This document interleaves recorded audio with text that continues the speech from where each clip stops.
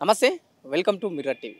నేను పవన్. ప్రస్తుతం మనం ఉస్మానియా యూనివర్సిటీలో ఉన్నాం. ఈరోజు అయితే ఉస్మానియా యూనివర్సిటీలో ఉన్న అన్ని విద్యార్థి సంఘాలు పూర్తిగా ఇక్కడ నిరసన తెలియజేయడం జరిగింది. ఏదైతే విశ్వవిద్యాలయాలపైన జరుగుతున్న దాడికి వ్యతిరేకంగా ఇక్కడ ఓయూలో కావచ్చు, ఎస్సీఓలో కావచ్చు, ఏదైతే పోలీసులు అక్రమంగా విద్యార్థులను అరెస్ట్ చేయడం, లేదంటే అక్రమంగా భూములు లాక్కోవడం, ఇక్కడ ఏదైతే ఓయూలో ప్రధానంగా చూస్తే నిరసనలు, ధర్నాలు తెలియజేయొద్దని ఇట్లాంటి నిరంకుశ పోకడకపోవడం దాన్ని అన్ని విద్యార్థి సంఘాలు వ్యతిరేకిస్తూ వస్తున్నాయి. కానీ అయినా ఆ ప్రభుత్వం ఒకవైపు పట్టించుకోకుండా తన పని తాను చేసుకుంటూ వెళ్ళిపోతుంది.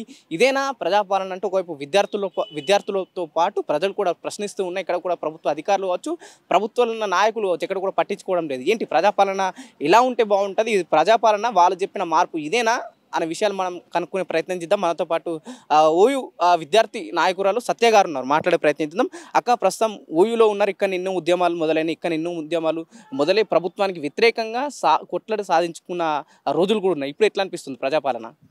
ఇది ప్రజాపాలన కాదు, ఇది దుర్మార్గపు పాలన, ఇది రౌడీ పాలన. రౌడీ పాలన అని ఎందుకు అంటున్నా అంటే, రేవంత్ రెడ్డి గారు ఒక ప్రజానాయకుడు కాదు, ఒక ఉద్యమకారుడు కాదు.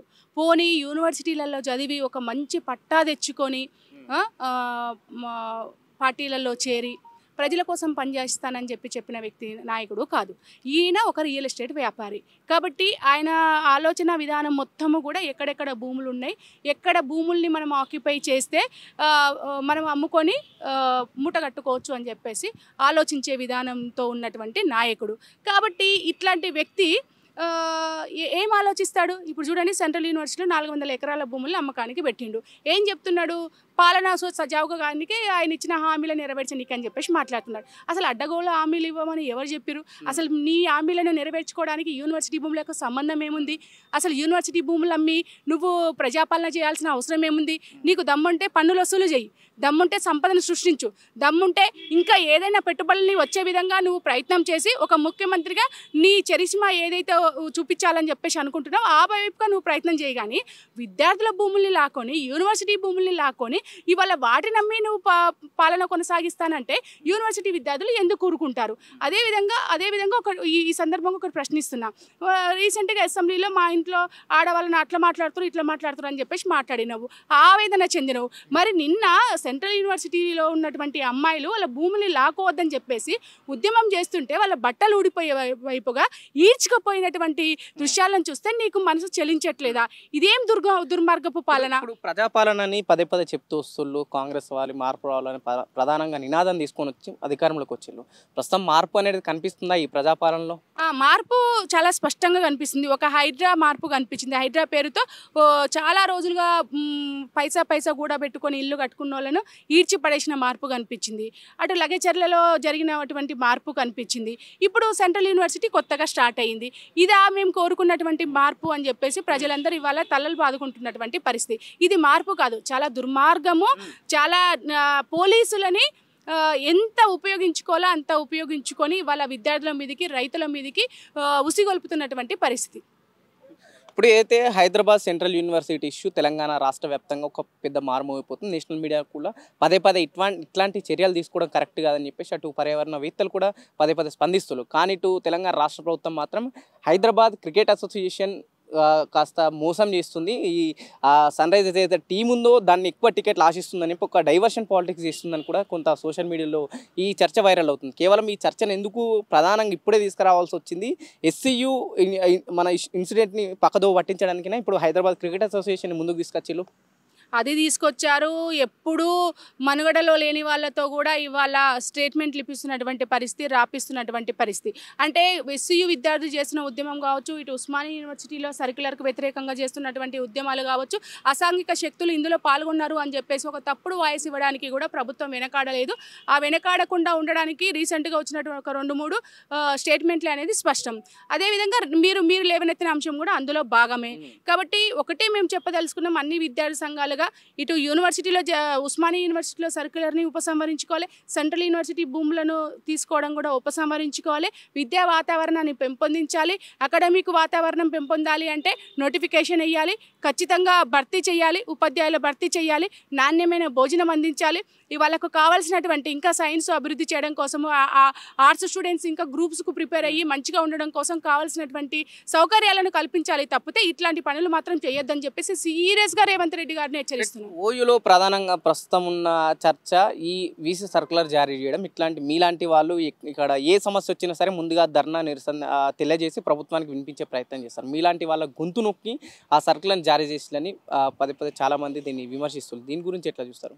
వాస్తవమే, ఇవాళ యూనివర్సిటీలో జరుగుతున్నటువంటి పరిణామాలు ఏవైతే ఉన్నాయో, సమస్యలు ఏవైతే ఉన్నాయో ఖచ్చితంగా వైస్ ఛాన్సలర్స్కే చెప్పాలి. కానీ వైస్ ఛాన్సలర్ టైం ఇవ్వకపోతే ఉద్యమాలు చేయాల్సి వస్తుంది.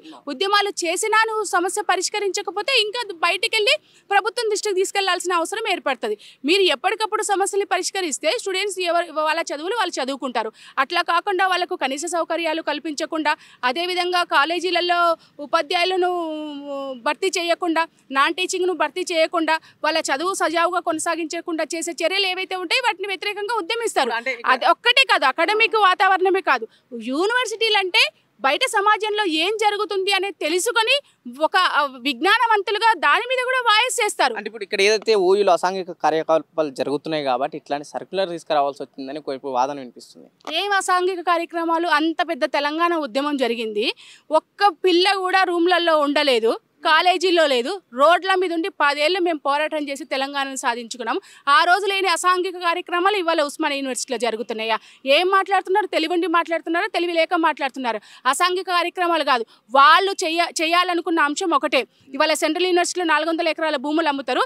రేపు ఈ సర్కులర్ ఇవ్వడానికి ప్రధానమైన కారణం ఏంటంటే రేపు ఉస్మానియా యూనివర్సిటీ భూముల మీద కూడా వాళ్ళ కన్ను పడ్డది.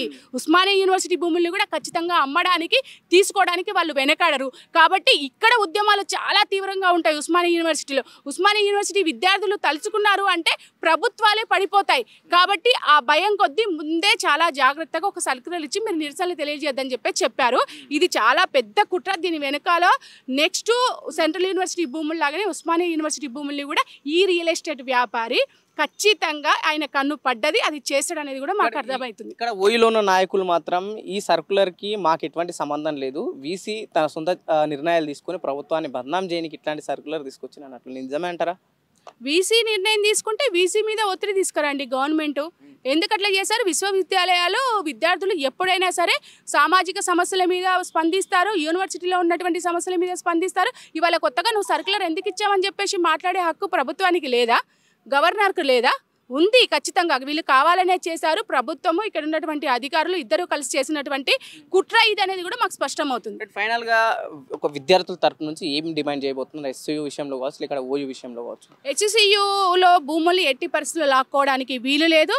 దాని రియల్ ఎస్టేట్ వ్యాపారిగా ఉన్నటువంటి నువ్వు దీని రియల్ ఎస్టేట్ వ్యాపారాన్ని ఇంకా పెంపొందించుకోవడానికి చేసే చర్యల్ని తక్షణమే ఉపసంహరించుకోవాలి రేవంత్ రెడ్డి గారని హెచ్చరిస్తున్నా.